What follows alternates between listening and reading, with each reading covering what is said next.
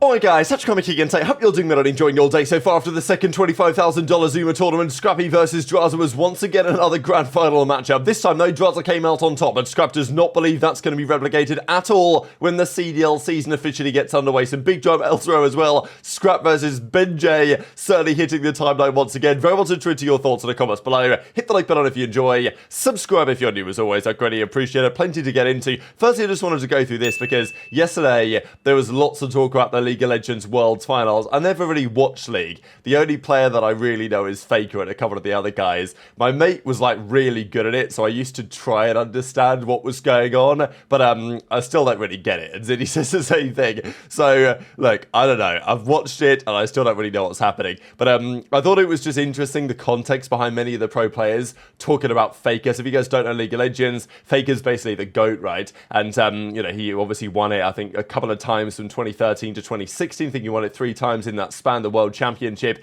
Then he, of course, made the big comeback kind of thing, won it last year, and then this year his T1 team, they weren't even like winning their own region. They barely qualified for the tournament, but you know, at the World Championship, they tend to deliver. So at the end of the tournament, they were playing this team called BLG. They went down 2-1, and then Faker just made some god-tier plays, map 4, map 5, to win them the series and the World Championship. So even though I've got no real idea what's going on, it was pretty hype. And I just thought the reaction from the COD players was kind of cool, getting inspired by this, because you know the competitive juices are flowing in the pros right now to get going again for the new season. But yeah, as Ziddy says, I watched this Esports, I have no idea what's happening, but I do know that Faker just slaps people around. And Simp even says, Faker's everything that I strive to be. And it's interesting because like Faker's super cool, super chill guy generally. I think he showed more emotion after the grand finals than we've pretty much ever seen from him before. But obviously an absolute killer in the server and like team captain vibes as well. So Formal says,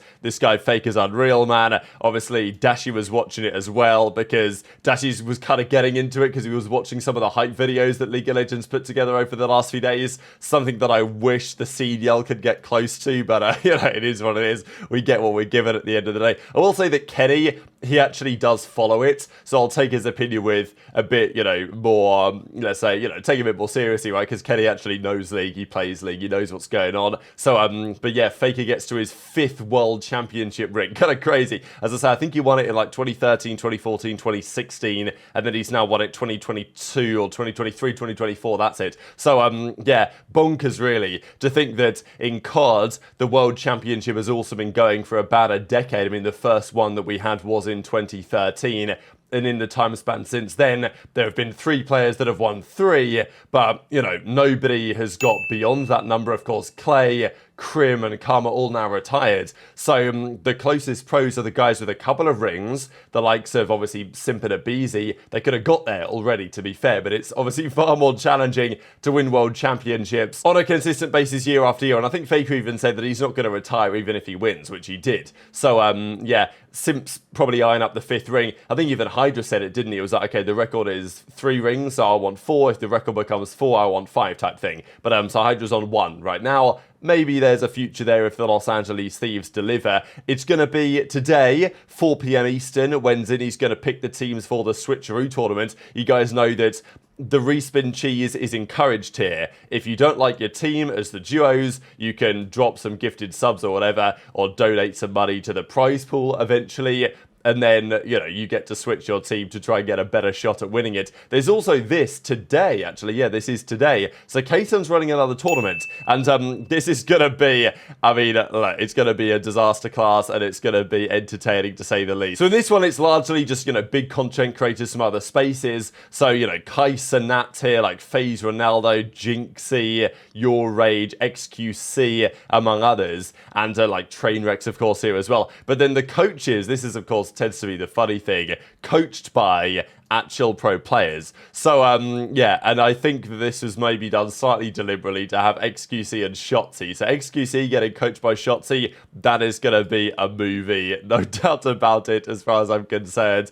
Quickly on some scrims that went down last night. We saw Gunless's team. They played the new Seattle Surge, Vancouver Surge roster. I'm going to say that plenty of times. I still sometimes say the Paris Legion when I don't mean to, and they don't even exist anymore. Not only has Paris disappeared, but so have Legion. emotions. I still say that sometimes, but I'll get over it eventually. It's Derek the GOAT, it's classic, it's Ryan, it's gunless. So, interesting team, not maybe on paper going to be the greatest out there in challenges going into the new season. Of course, Gunless did that tweet, didn't he, a while ago, kind of saying like, you know, I'm coming for blood this year or whatever, trying to get my revenge type thing. But yeah, they played a few maps here against the Vancouver Surge, 04, Nastie, Abuzah and Hicksy. Definitely an interesting team, this Surge roster, because, you know, they have the best duo of their roster last year, Abuzah and 04. That's like certified, no one's really gonna deny that. But you know, the Nastie change for aBeZy is interesting because sure, that's an upgrade on paper, but obviously aBeZy was helpful, it seems, to help Abuzah become more comfortable. And then the Hicksy for Hook thing, that is of course the big question mark whether that's going to prove to be a big idea. But yeah, most of these maps they did win 250 to 108. As I say, unfortunately, you can't even see the KD. I can't see, or did Abuzah drop 50? You know, you just don't know because the scoreboard is broken. They better change it. The red card then went 250, 176 to the Surge guys, and then this one was 250, 131 on the Vault. So yeah, few maps played. Pretty good showing here so far for Surge, but of course that may change, and who really knows what's going to happen when the season officially gets underway, as we think it will in early December. I think it's quite rare that here we are at the start of November and the CDL has not officially said anything. I think usually they've confirmed the season schedule before the game launches. I don't know, maybe I'm wrong about this, but it feels like they usually do it in October sometime. We've had rumours, sure. We're pretty sure the season is going to start the first weekend of December as like a kick-off weekend, but it's going to be probably the same as ever with just online qualifiers or something. During then the stint of Major 1 qualifiers, at some point there's going to be an actual online tournament, 2K, 5K type vibes, online like a minor basically, and then the major happens in Barcelona at the start of February. The second major then I think is going to be in Fort Lauderdale again, or maybe it's going to be Dallas, one way around and the other. So yeah, let's say Barcelona, Fort Lauderdale, basically Miami, but I'm not going to call it that, Dallas. And then the final event is in Chicago, apparently, with Toronto hosting the World Championship, and then the EWC event in Riyadh, presumably shortly after that. So that's the rumour. We're pretty sure it's happening. Most sources have said it now, but the league has not yet officially confirmed it. So a little bit confusing because the pros are, I'm sure, thinking, well, we've played the game for a few days now. We're getting scrims underway as well. But yet we really have no idea when we're even going to start to play this game on a competitive level. This was, I mean, I'm probably just going to go full screen of this real quick here for Scrappy, because this was a kill that he got on Nastie here on the skyline.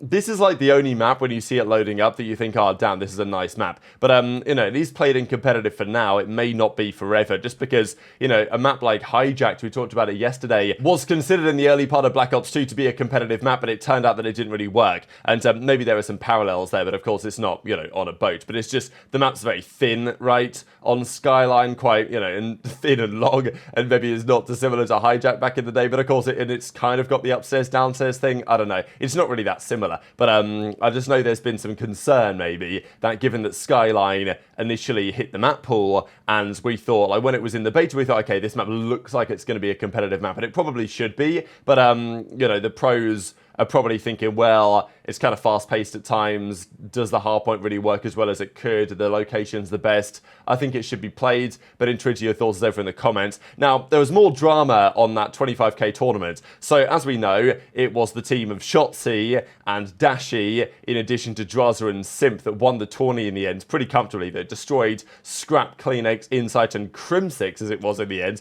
in the grand final. So, obviously, there's always going to be some sort of drama when you get those type of guys on the server. Certainly Scrap versus Drazah again, because we saw the first Flank Invitational tourney. It was Scrap in the finals against Drazah's team. It was like Draz, Cell, and the Miami SMG duo, Vickle, I think, and Real maybe was the team they were running with there. And then they were playing in the grand finals that time, Scrappy's team, which was pretty nice on paper, of course, with Scrap. It was TJ, Vivid, and then his AR duo in Ghosty, of course, who won the tournament then. So the talk was at the time, oh wow, here we go again, another Scrap versus Drazah finals where Scrappy wins. This guy Drazah can't beat him. Of course, yesterday, different story, right? A couple of days ago now, different story when Drazah takes down Scrap in the finals. So, yeah, Scrap was certainly letting his thoughts known on this and other things. The fact that Ben was using, well, he was randomizing the map set. He was asking ChatGPT to do it for him. And, well, Scrap thought that it was either biased or not a good idea or whatever.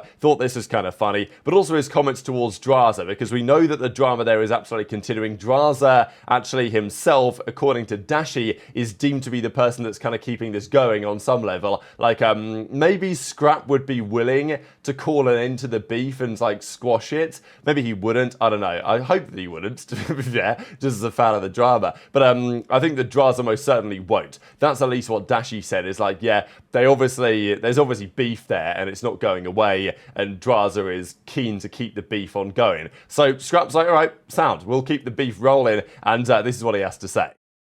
Bro, I'm the only guy in the lobby who always just shushing me, mate. No one gives a fuck, mate. Playing Kremp 6, these guys retired like 4 years ago.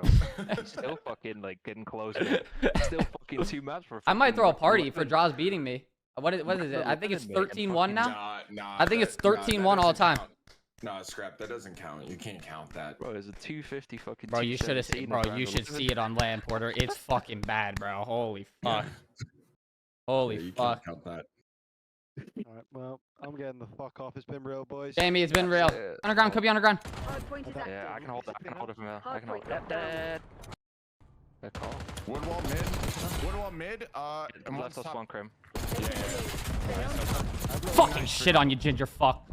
I got last. Keep on left. Get my plat. Or top of cat, sorry. I have. Are we actually using AI generated map sets? Am I hearing this right? Yeah, you heard that right. That was literally put it in chat GPT to make the map set. it's literally Ben's fault, bro. It's Ben's fault. Yeah. Alright, well, this is the last time we're doing this, right? Hey, we got the raid from Purge. Let's give it up for Purge, This is the folks. biggest Let's joke get of a map words set in of the all. chat. I Hey, played Purge, I Rewind appreciate once. you I playing, played bro. Protocol 4 times. You're an animal. You're a fucking animal. You have other maps heading up, so keep running. I'll tell you. Oh Share shit. everybody show my man Purge fucking some dick love, man. W raid.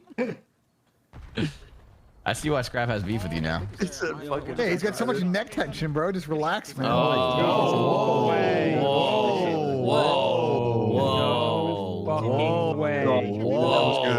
That was good. He waited until he dipped from the call. It's crazy. Yeah, dude, Ben keeps doing that shit. That's like the 3rd time he's done that tonight. Oh, Tyler, join the lobby, please. Oh, Thank you. stop fuck out, man. Tyler, please join the lobby. I'm joining. All right. Oh my god, you fucking old fart. Holy cow.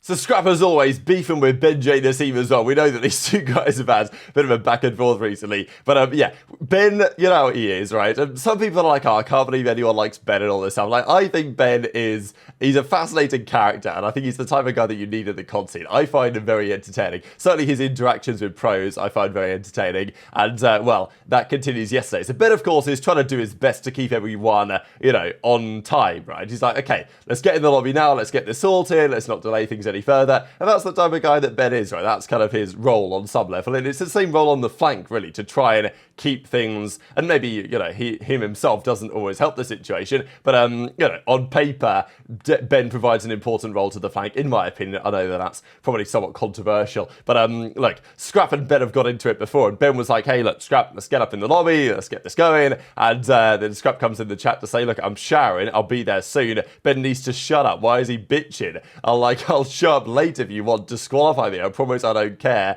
And I think he was kind of echoing the type of stuff that Ben was saying at the time. So yeah, in the end, of course, Scrap gets his own way, doesn't get disqualified, makes it to the grand finals, but does still lose to Drazah in the end. Although, to be fair, the team that Drazah had was pretty overpowered. I mean, Drazah, Simp, Dashy, Shotzzy. Scrap's team was pretty good as well, but they were playing with Kremp, who still held his own and did a great job, as we talked about yesterday. But nonetheless, Kremp is still, like, he's not played competitive COD on that kind of level for some time. And yes, he's been playing some hardpoint 8s over the last few days and got pretty good at that, but he hadn't played much Search. So, you know, the Search and Destroy was going to favour Drazah's team. So Scrap makes the point, like, look, okay, fair enough, Drazah, you got me this time in this online tournament, who really cares? I got you the other time, but what matters is LAN. And as he says, you know, well done, he finally beat me, I might throw a party for him, but what is it, 13-1 now? I don't know if the numbers are quite 13-1. The numbers, according to my information, are as follows. So I'm not exactly sure when this was made, but I did find this up, so I think this is relatively new anyway. I'm pretty sure this is still accurate for LAN head-to-head anyway, and COD Champs head-to-head as well. So Drazah's won more events than Scrappy, sure. Average placing's actually better for Scrap because of Drazah's, I guess, his stints back in the day on some weaker teams than Atlanta FaZe that he's been on recently. In finals, it's 1-0 to Scrap. Online, it's 3-2. And on LAN, it's 7-1. So there's no doubt that Scrap does have Drazah's number on LAN. By the numbers, that is absolutely not a debate right now. And that was true on Toronto last season, which, you know, theoretically was a weaker team than the new Los Angeles Thieves roster. So very much intrigued to your thoughts on all of this stuff in the comment section below. Hit the like button if you enjoyed. Subscribe if you're new. Take care. And I'll see you next time.